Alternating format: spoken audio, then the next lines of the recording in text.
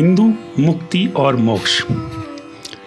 हिंदू धर्म में मुक्ति को लेकर काफ़ी अध्ययन और चर्चाएं हुई हैं। मुक्ति का हिंदू दर्शन के अनुसार अर्थ है कि संपूर्ण मुक्ति। ये मुक्ति है जन्म और मरण के बंधन से, ये मुक्ति है दुख से, और ये मुक्ति है संपूर्ण संसार से। यहाँ तक कि सांख्य दर्शन ने भी अंतिम मुक्ति मृत्यु को ही माना है, और वैदिक दर्शन में भी मुक्ति को ही आधार बनाकर दर्शन लिखे गए हैं।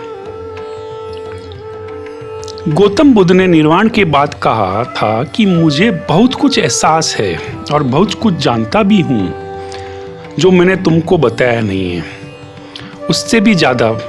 पर मेरे शिष्यों, मैंने तुम्हें वो सब नहीं बताया है क्योंकि वो सब तुम्हें इस संसार से अलग करने में सहायक नहीं होंगे और ना ही तुम्हें शांति की ओर ले जाएंगे। पर मेरे शिष्यों, दो बात तुम्हें बताना चाहता हूं। संसार में दुख है और दुख की स्पर्श है, जैसा मूल माध्यमिक कारिका के परिचित में लिखा गया। हिंदू दर्शन में मुक्ति का मूल इस दुख भरे संसार से निकलना है, और इस पूरी प्रक्रिया में ईश्वर की जगह नहीं है, अपितु मनुष्य को स्वयं ही इसके लिए प्रयास करने पड़ते हैं। ऐसा भी नहीं है कि हिंदू दुख को ही संपूर्ण मानते आ रहे हैं। जर्मन लेखक मैक्स मूलर ने कहा कि भारतीय दार्शनिक किसी भी प्रकार से दुख भरे जीवन में नहीं, और ना ही उनका अभिप्राय ये है कि संसार जीने योग्य नहीं है, बल्कि भारतीय दार्शनिक किसी भी प्रकार से दुखवादी नहीं हैं। उन्होंने बहुत से साफ तरीके से यह कहा है कि पहली संवेदना जीवन में होती है, और वह संवेदना संसार में दुख को बताती है, जैसा six system of Indian philosophy book में वर्णित है। पूर्ण रूप से मुक्ति का अर्थ है बंधन से मुक्ति, स्वतः पूर्ण स्वतंत्रता, अज्ञान से स्वतंत्रता, भ्रामक जीवन से स्वतंत्रता। मुख्य रूप से यह समझना कि ज्ञान के माध्यम से ही, यानी सही ज्ञान से ही बंधन को समाप्त किया जा सकता है। और यही कारण रहा कि यह अवधारणा हजारों साल तक जारी रही, क्योंकि हिंदू दर्शन ज्ञान प्राप्ति में कठोर नहीं थे और वे तर्क और तर्क शक्ति को आधार बनाकर जीवन जीते थे। जबकि मोक्ष का तात्पर्य स्वतः स्वतंत्रता नहीं है, बल्कि भक्ति भाव से है, जिसे स्वयं की को फिर से खोजा जा सके। मोक्ष दुख और दर्द को ईश्वर की कृपा से दूर करता है, क्योंकि मोक्ष में ईश्वर हमारा उद्धारक है, और केवल ईश्वर ही हमें इस दुख भरे संसार से निकाल सकता है।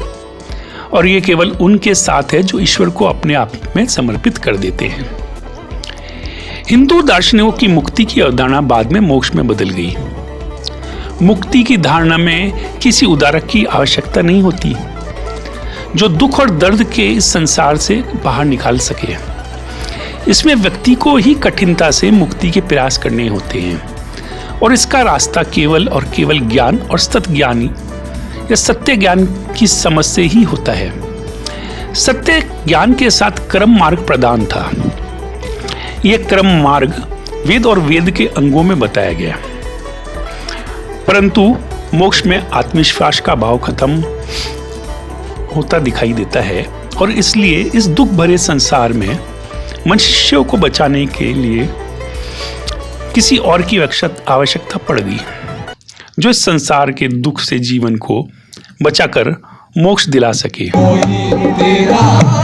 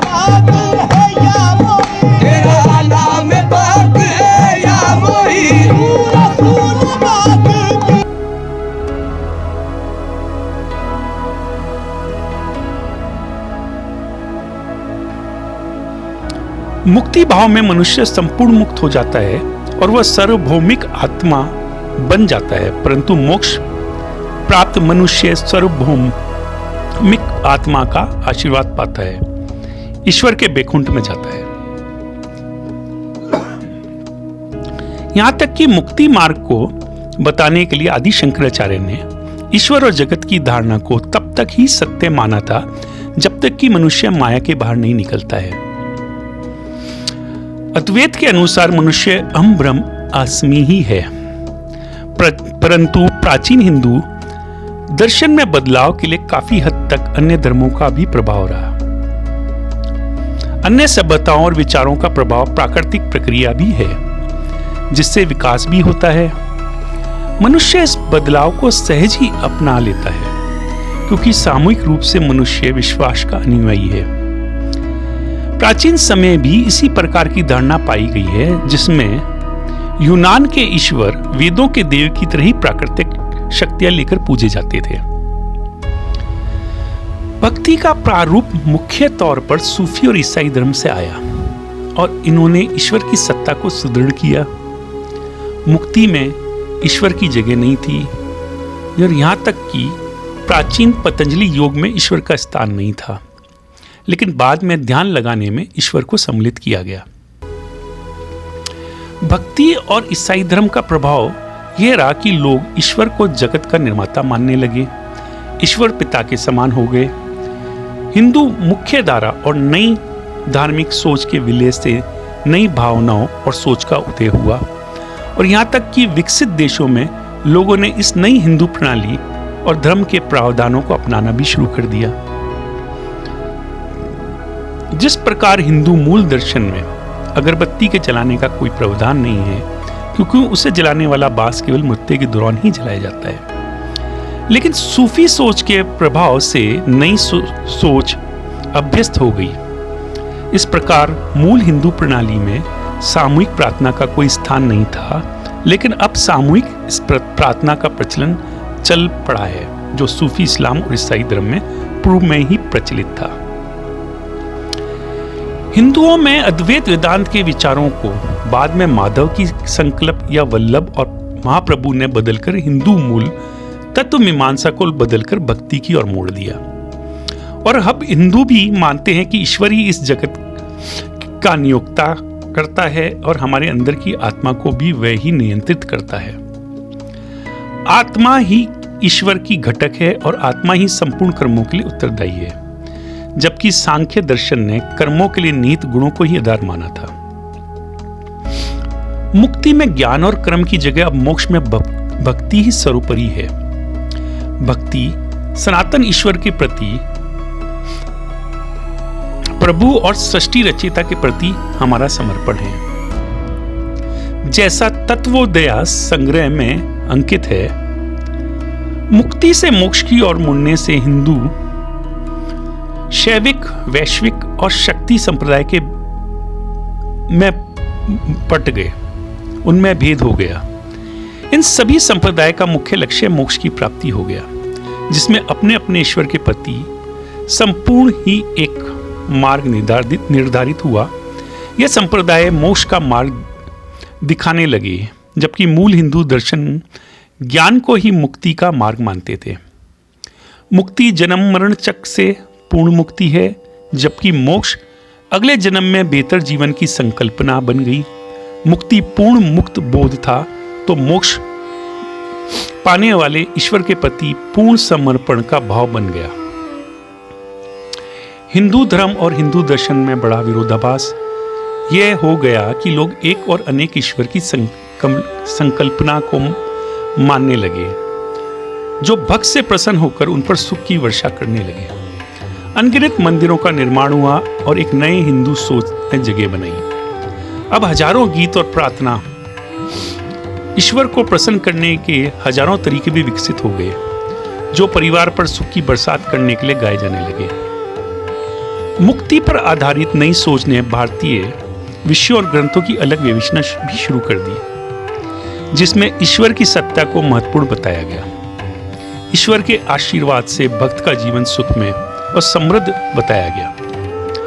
हिंदू दार्शनिकों ने मुक्ति का मार्ग ज्ञान और कर्म माना था, वह बदलकर अब ईश्वर के स्नेह और प्रेम में बदल गया। भक्ति ओतप्रोत भक्त यह मान बैठा कि एक दिन ईश्वर आएंगे और उन पर सुख की वर्षा करेंगे। अब मुक्ति की जगह मोक्ष ने ली है, जो केवल ईश्वर के प्रेम से ही संभव है और ईश्वर की मदद से कुछ भी संभव नहीं माना जाता, और इसलिए ईश्वर को प्रसन्न करने के लिए भोग लगाए जाने लगे। अब इस अवधारणा ने कुछ हद तक अंधविश्वास और सामाजिक बुराइयों को भी जन्म दिया। अब लोग कहने लगे कि हाथ में 5 अंगूठी पहनने से क्या गलत है, या ईश्वर को भोग लगाने या मिठाई खिलाने में गलत क्या है। यह हमारा विश्वास है जो ईश्वर के प्रति सहज है। परंतु भक्त ये नहीं बता पाए कि जिस ईश्वर ने इस प्रकृति की संरचना की है, उसे भोग और मिठाई की क्या आवश्यकता है। जिस ईश्वर ने इस संपूर्ण ब्रह्मांड की संरचना की है, उसे किस भोग की क्या आवश्यकता हो सकती है। और भक्तों का उत्तर होता है कि भक्ति और विश्वास पे प्रश्न नहीं लगाया जाता, यह तो मन का भाव है, और इनका विश्वास उस प्रकार है जैसे आकाश में कमल का उगना। जबकि आदि शंकराचार्य ने माया की धारणा को समझाते हुए साफ किया कि माया वो प्रकार है जो रस्सी को सांप समझाती है, और जब तक हम रस्सी को सांप समझते हैं तब तक हम गलत अवधारणा के गुलाम रहते हैं। भारतीय दर्शन के तत्व मीमांसा, ज्ञान मीमांसा या तर्क विज्ञान में कोई भी संदर्भ नहीं है कि ईश्वर की मूर्ति को भोग लगाया जा सके, और इसके पीछे कोई भी पुजारी हिंदू दर्शन से इसे नहीं बता सकता है। आखिर हिंदू दर्शन वेदों का निचोड़ रहा है जो सनातन है। हिंदू विश्व में सर्वप्रथम तत्व और ज्ञान की मीमांसा लेकर आए थे, लेकिन इनका मूल नष्ट होने से विश्व में आज हिंदू सोच अपनी पहचान नहीं बना पाई। हिंदू दर्शन ने मुक्ति के माध्यम से इस संसार में दुख और उसके उपाय केवल ज्ञान और कर्म मार्ग से ही निर्धारित किए थे। ज्ञान से सत्य को जानकर सही मार्ग पर चलना ही मुक्ति है। लेकिन मोक्ष में सेवा को महत्व दिया गया और सेवा से स्वामी और दास की प्रथा की शुरुआत हुई।